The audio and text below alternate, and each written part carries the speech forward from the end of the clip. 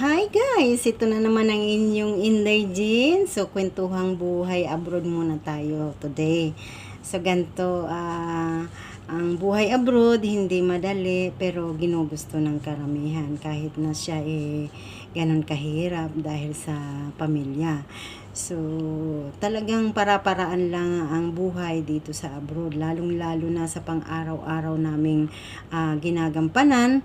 Pagkatapos namin ng mga gawain sa loob ng bahay, lahat-lahat na yan at bago kami makakakain. So, tayo ay medyo swerte tayo sa ating amo at pinapayagan tayo na magluto ng ating pagkain. So, hindi alam ng mga amo na tayo ginagampanan na natin yung pakain sa driver at sa dalawa ko pang kasamahan dito na katulong. Pero sila, may mga kanya-kanya silang mga kusina.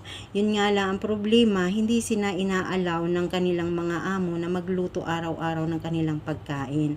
Dahil gusto nila kung ano yung nandyan lang at mga tira-tira nila, iyon lang ang pinapakain nila sa kanilang mga katulong.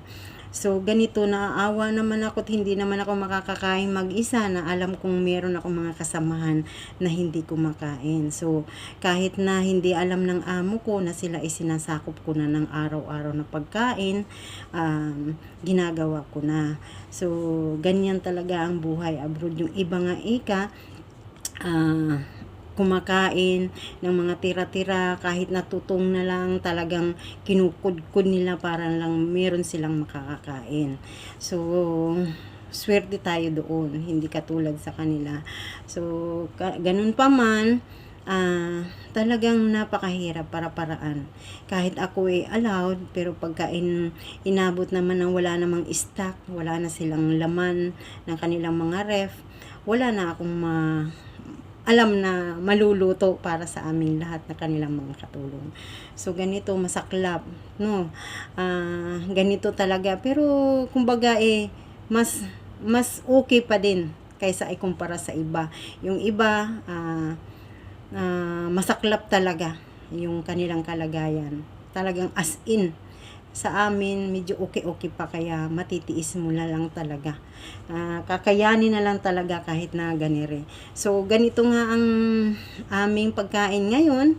Kahapon is wala na talaga. Itlog man is naubos na.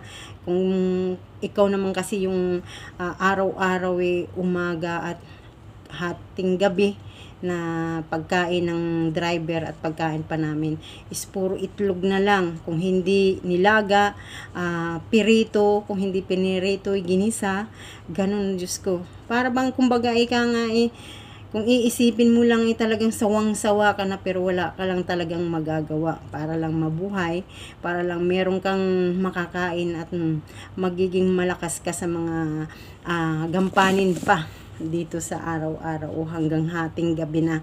So, ayan. Ganito ang aming pagkain ngayon. Kung sa atin maglaga tayo ng repolyo is bongga, merong kasamang karne. Pero dito talaga, tingnan nyo naman, ang ginawa ko lang is nilaga ko lang talaga siya. May kunting sibuyas na natira, yun na lang talaga, at nilagyan ko lang ng paminta. So, ayan, ewan ko kung hindi ko matiyak na kakain ba ng ganito yung dalawa kong kasamahan ni Pal, kung magugustuhan ba nila yung ginawa ko na nilaga. Walang baboy, walang kung ano-ano, wala ring magic sarap o magic cubes. So, ayan po ang aming pagkain. Medyo isang malaking yahong at 3 kami.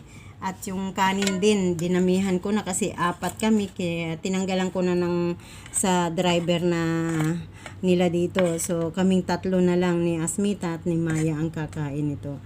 So, habang nag-aantay, ayan, napakwento ako sa inyo at naipakita ko yung buhay natin sa abroad na napaka talagang tiisan dito sa abroad, para-paraan para lang mabuhay, o di ba? Kasi nga naman kung wala tayong trabaho sa Pinas, o saan tayo kukuha ng pang-provide natin sa ating mga pamilya.